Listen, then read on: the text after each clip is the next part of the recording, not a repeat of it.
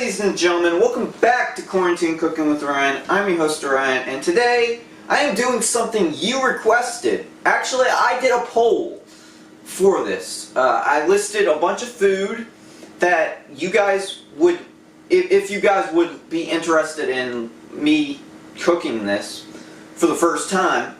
And the winner was Korean barbecue, and the second runner-up I already did was the chicken sandwich. If you have not already seen that, I'll put the card on the screen. But basically, we're going to be making Korean barbecue today, but with a twist. We're not using steak. Just to save money a little bit and time, we're going to use hamburger. This is not 100% Korean barbecue. I know. You don't have to tell me a billion times. But this is what we're going to be making today. So please, if you have not already subscribed, click that red button, turn on the notification bell, become part of the Super Chillest family on YouTube. It means so much to me. If you could take the time to watch a few videos and share them to your friends. Anyways, let's get started making Korean barbecue. Sit back and enjoy.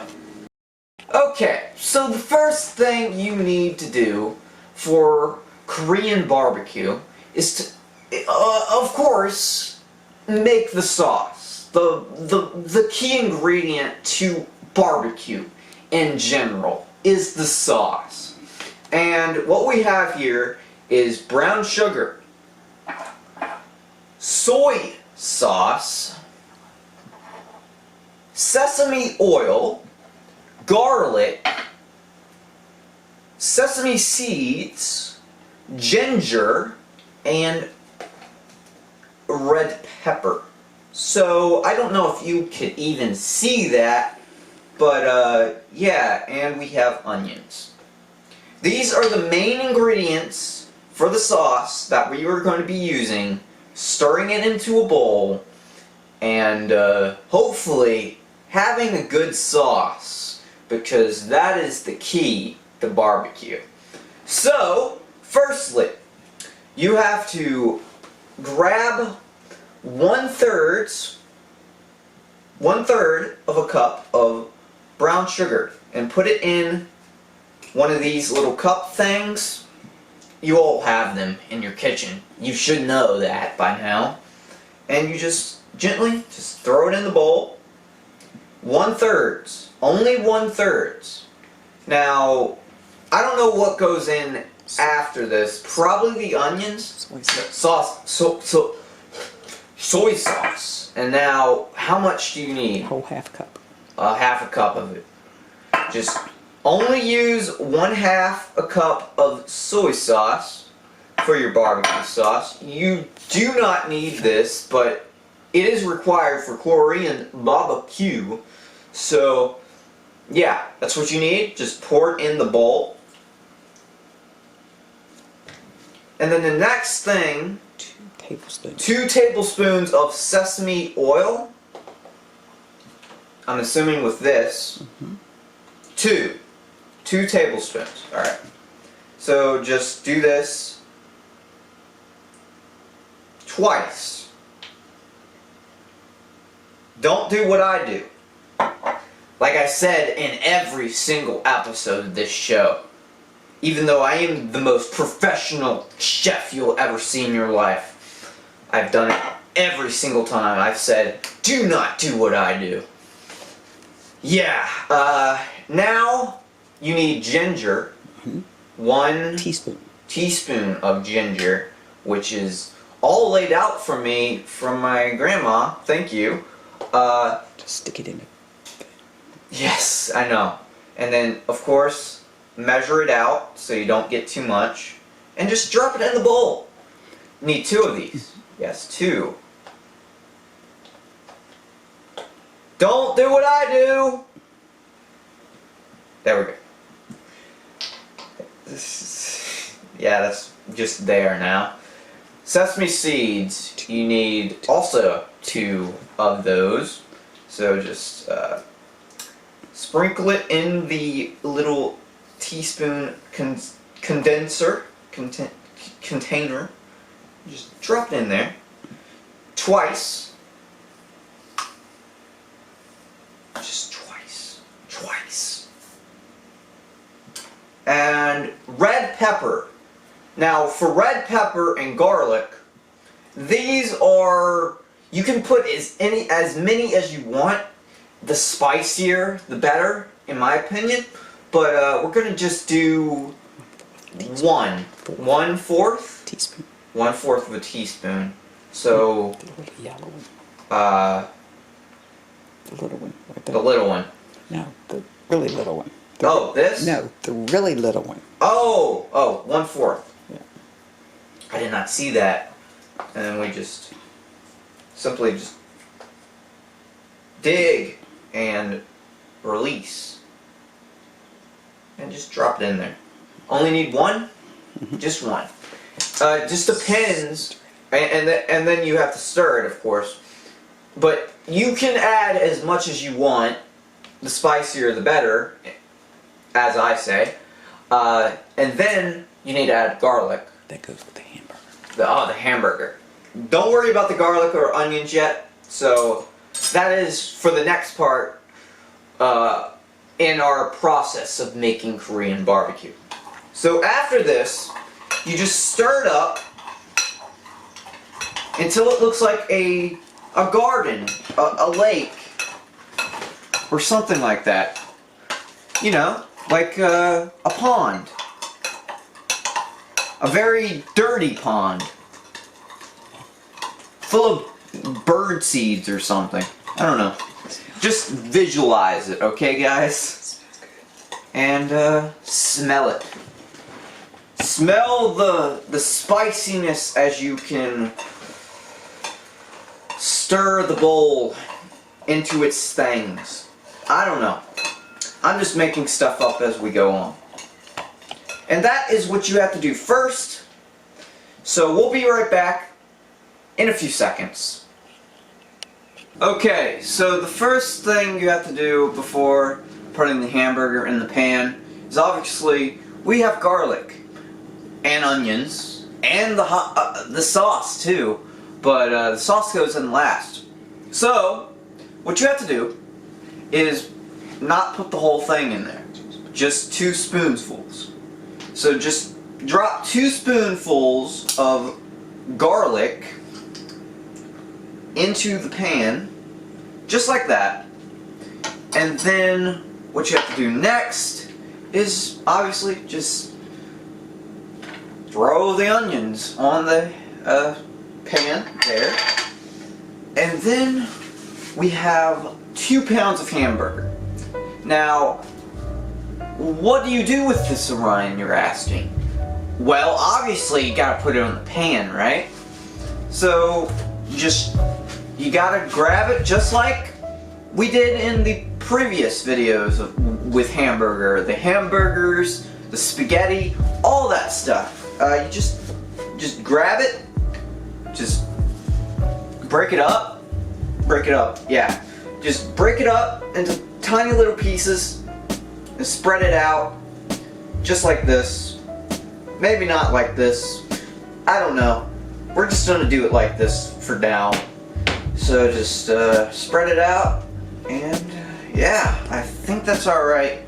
Just throw these little pieces if you get little pieces not on the in the pan. Just do that, and make sure not to get anything on you, just like I did. And then what you have to do is turn the oven on the stove on medium. So put the stove on medium. Which one is it? Yeah, right there. Yeah. Just do that and you are ready. Just wait a few minutes and we'll be back. Probably montage this too if we want to while it's cooking. And yeah, we'll be back in a few minutes. Okay, so it took 7 to 10 minutes to cook. What you have to do after that is turn it on low. We turned it off for the time being so I don't mess up. Then you have to drain the fat if you have excess fat for your hamburger or steak. it depends on what you're using for Korean barbecue at this time. In this case, we have hamburger. So drain the fat, and that is basically what you have to do for right now at this time being. And then what we have here is the sauce. So basically what we have to do is pour it in the pan right here. So just simply just do that. And yeah, that is our sauce. Now what we have to do is put it back on the stove. We're probably gonna do like a montage of this, so please stay tuned, and we'll be back in a few minutes. Again.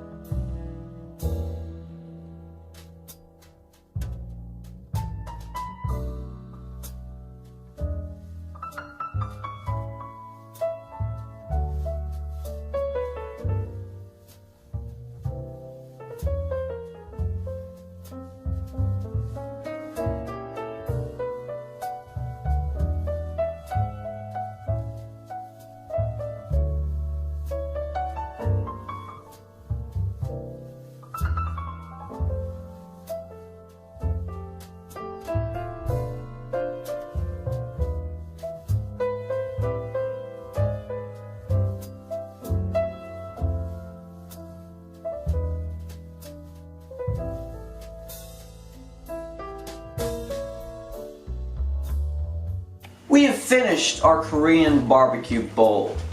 I know this just looks like hamburger meat mixed with a different type of hot sauce or spice and everything. I know. We did not have steak, so we had to substitute with hamburger meat.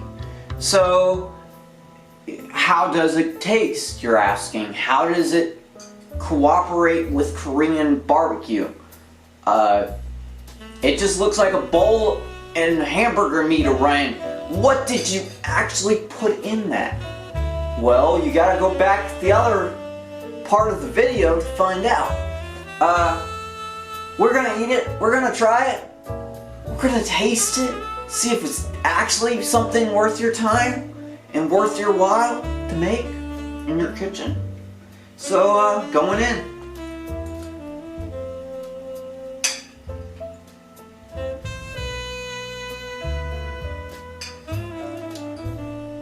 I'm getting flashbacks right now.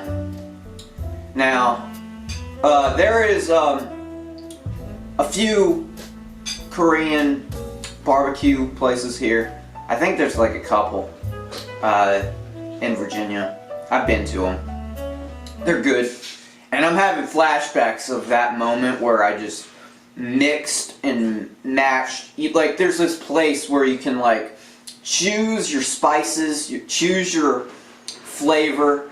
You can do any combination you want. It's more of a Mongolian barbecue instead of a Korean barbecue, but it's basically the same thing. I've always been a fan of it. Best places in Virginia to, like, eat, you know?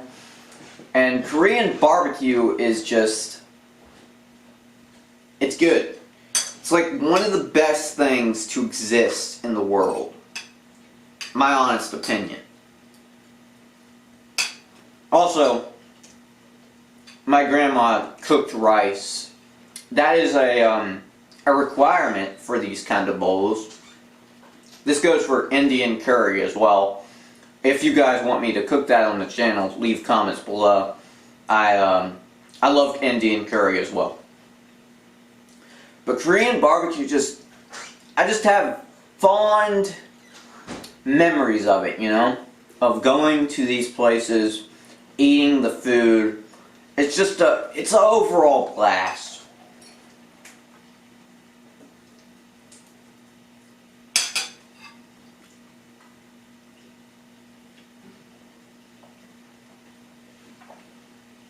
Man, oh, it's so good.